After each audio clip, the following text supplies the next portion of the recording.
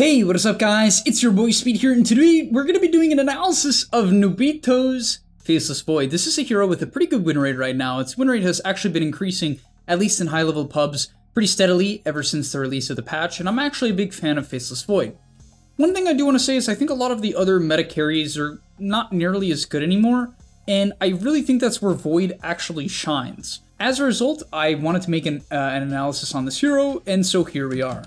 Also, I want to quickly let you guys know that if you want to become even more broken, what you should do is go sign up to the GameLeap website. Currently, it is 50% off, so if you want to sign up, you're going to get exclusive content that I make over there where I'm going to talk about the pro games that I play in DPC Division 1. I'm going to do analysis for those games. I'm going to talk about patch content, go over all the new builds that you can try. Also, what I'm going to do for the website is I'm going to play games and experiment with these new builds, kind of analyze those games, do live game analysis over there as well. So if you're interested in that type of thing, use code RANK50, I'll repeat that, no spaces, RANK50 for 50% off.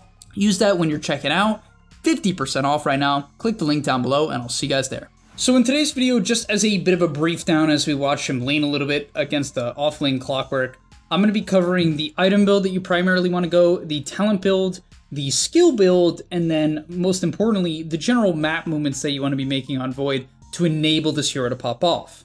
So let's talk about the skill build. He actually goes for a second point time dilation here, which might seem a little bit weird, but I honestly really like it in this lane. Especially when you have a position 5 hero like Pugna or Crystal Maiden, one of these heroes that just has like a really good animation and a really good trading ability at level 1. I'm a huge fan in these type of games to have a Faceless Void and have time dilation at level 2. And you'll basically see if the Clockwork casts too many abilities, the Void can then go for the time dilation and run them down, because how this ability works is for 8 seconds, it slows by 10% per ability. That's insane, right? On top of that, it also does 10 damage per cooldown, which means it can do it up to 160 damage if they have 2 abilities on cooldown. Against certain heroes at level 3, this ability at level 1 can do 240 damage.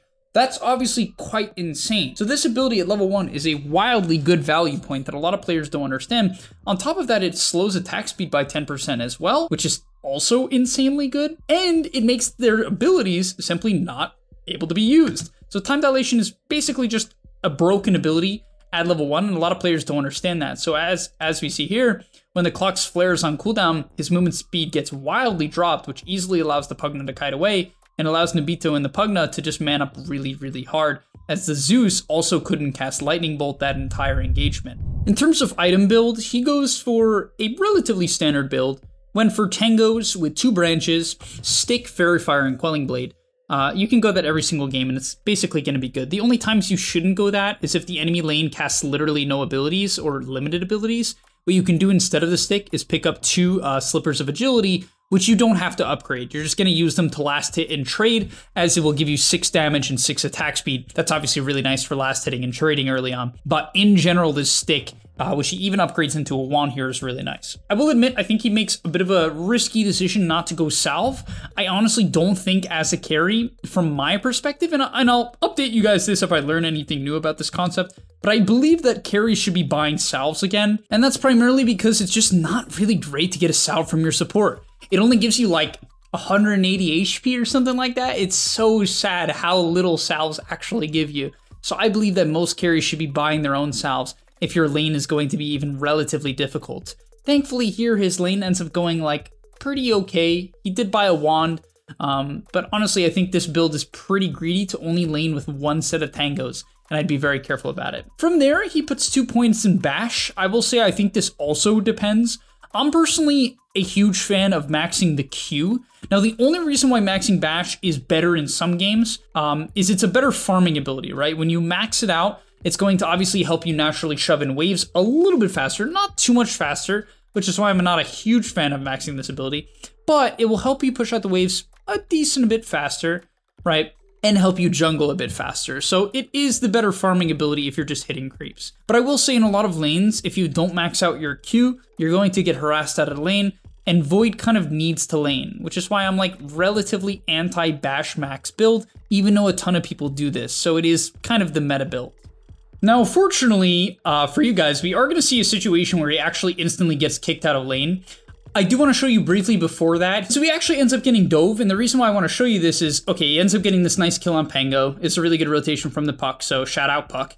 And the big thing to see is he just instantly chronos the clock. You should use chronos just as much as you can. You shouldn't try to use it to hit multiple heroes, like, just use it. If you think you're gonna get a kill out of it, just use chrono. Like, you should be more than willing to cast this ability for a solo kill. Even on a support, you should generally take the kill. The only time you shouldn't in very specific situations is when you think by casting chrono, it's gonna cause you to lose your tower. So an example of this would be, let's say you're laning against a Timber Saw, okay? You're laning against a Timber Saw, and you have a mid Leshrac.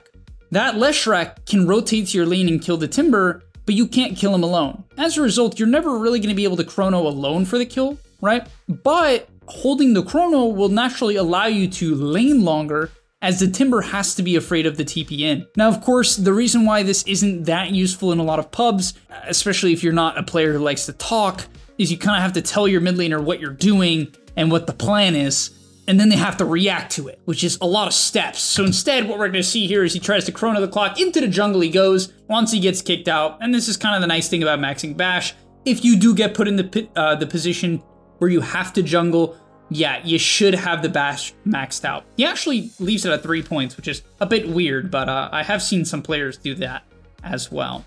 So one thing to note about Void is you definitely want to get active in early team fights. In general, what you should be looking to do is take the open lane of farm, and then make rotations on your chrono. You just want to identify your +1 hero. This game is best +1 is Skywrath, but honestly he has a lot of good follow-up to chrono this game. Sand King is honestly pretty good, Pugna's good, Puck is good. Every one of his heroes is actually pretty good with chrono. It's a great game for Void just in that regard.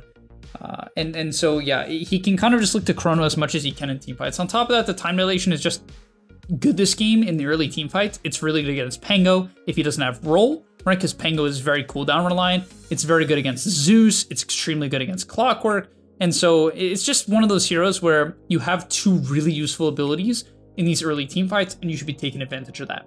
Now, when you have your Mask of Madness, which is going to be the item you rush every single game, that's when you start actually jungling pretty quickly. You'll see he's going to move into the Ancients, clear them out, and then eventually head to the top side of the map. And the reason why he's doing this is he has a lot of information. He sees that his two major threats, which are the Clock and the Bane, are showing on the bottom side. Pango's also a bit of a threat, but generally you can get out of a Pango kill attempt. So he moves to the top side of the map, clears out the waves, and this is what Void's really good at. You want to get out onto the lanes. You want to push out as far as you safely can, because it's very hard for you to get ganked. So if you're just perma-jungling, like when you're playing Void, you don't want to go from tri-camp to this camp, to this camp, to this camp, and then back to the tri-camp. It's not really why you want to play Void. When you're playing Void, you should be looking to clear the tri-camp, move up, and get these lanes out. Because obviously, lane creeps are worth a lot of gold, and two more reasons, your hero kind of needs lane creeps to farm, and you're really good at counter-initiating fights. And so when you shove in lanes, you can force rotations, and just in general set up for better team fights, which in this clip here, we're gonna not really see an example of that because he didn't necessarily force a TP, but we will see him TP late into a fight. Gonna see a really nice chrono in a moment here, onto the Zeus and into the Dusa. Don't really know why he didn't click Mask of Madness. This was a bit slow, I will be honest. He had to click his wand. Okay, that's why. He had to click his wand, but oh my god, what a bash. Oh my god, what a bash. Is he gonna chase here? They do have the time dilation. No, okay. And yeah, so this is the gist. It's basically get a kill with Chrono. When Chrono's down, shove in lanes as much as you can. So for instance here, he doesn't want to go bottom because the enemy team is showing bottom. So what he's gonna do is kind of jungle towards top, usually, right? I guess he sees an opportunity to kill a Bane here. Kind of ends up being a waste of time. Probably should have just jungled towards top. Maybe his whole team is top here. He could potentially look to go bottom, but he's probably too afraid of getting ripped or Pango rolled on.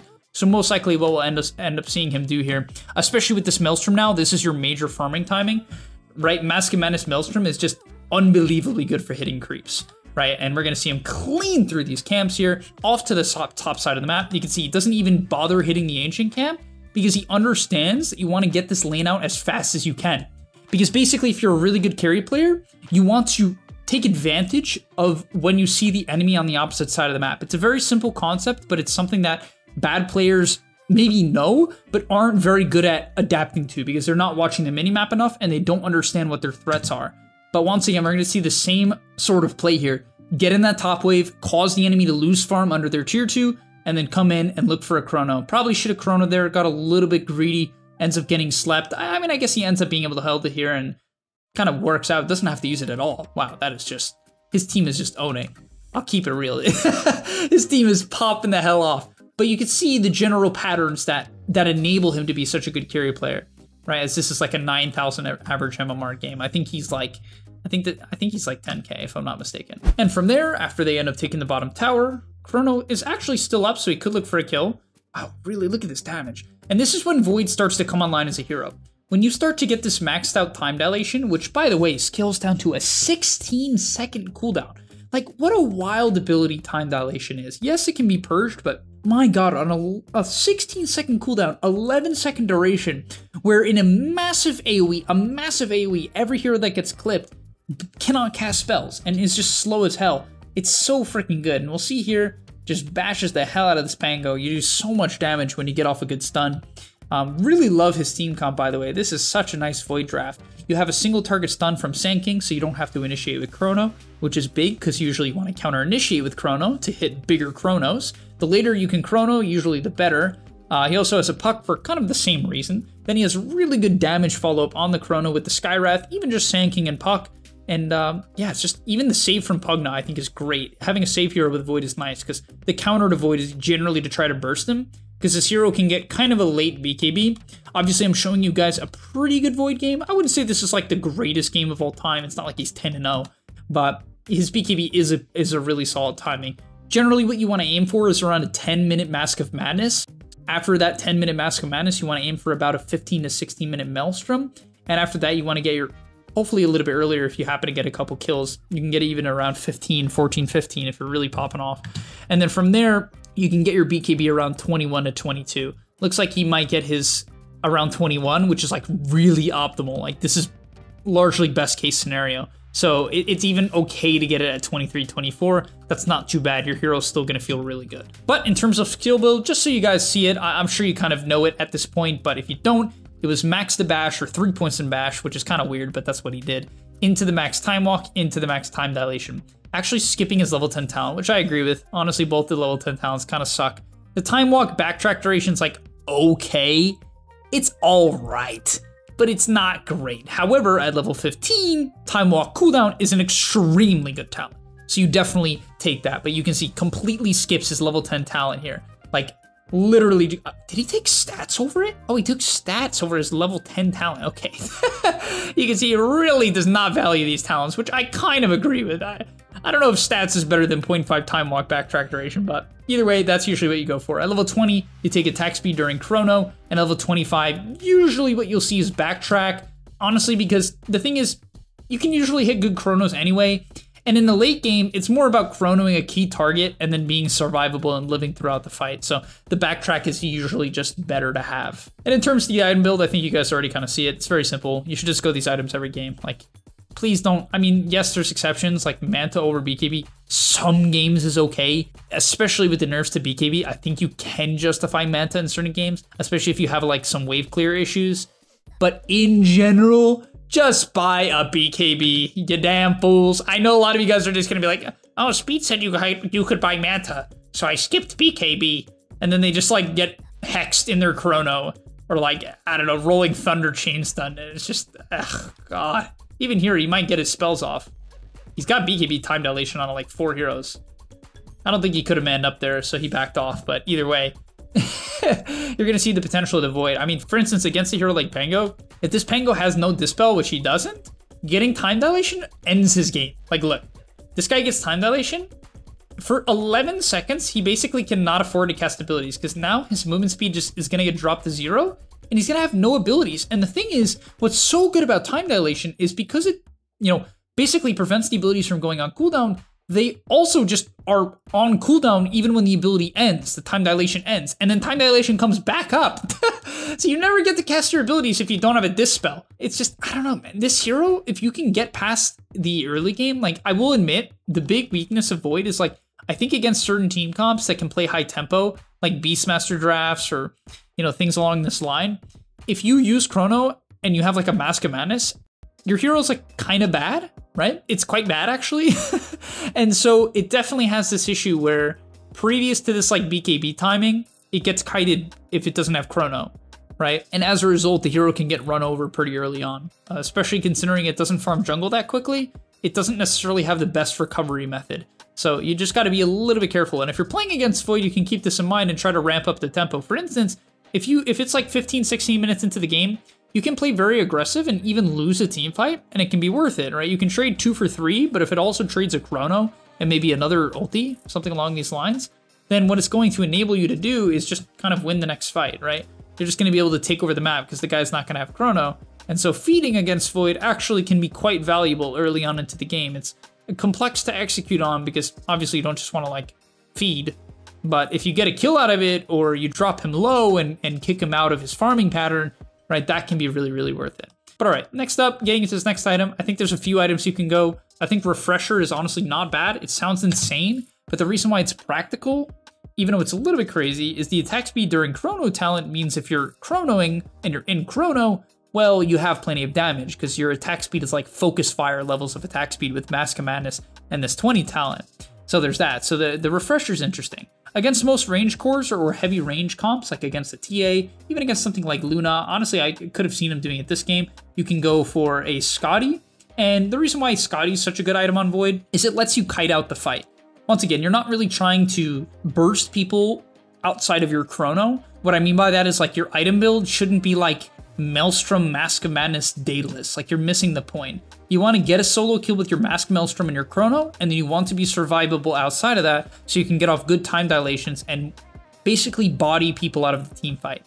Your hero's really good as like a frontline carry essentially, which is why heroes like Puck really like having Void on their team, because the Void can kind of just like provide a lot of vision and a lot of crowd control midway through the fight. Like Puck can initiate and then Void can follow up, and then Puck can go back in after the chrono and time dilation and just clean up the fight. But that's why the Linken's is good this game. I will admit, I think it's a bit psychotic because I think Linken's sucks against Zeus. He pops it so easily from so far away. I don't think Linken's is that great against Bane because he has many ways to pop it as well. So I don't really love the Linken's this game. I will admit, I think it's not my favorite Linken's game to see. But at the end of the day, I can see why he buys it against Bane. Doesn't want to get gripped. But alright, thank you guys so much for watching. Hopefully you enjoyed. Hopefully you learned a couple things and are inspired to play this hero. Just wanted to keep it to the fundamentals of Void, and honestly, that's how you get good at Dota and how you get good at heroes.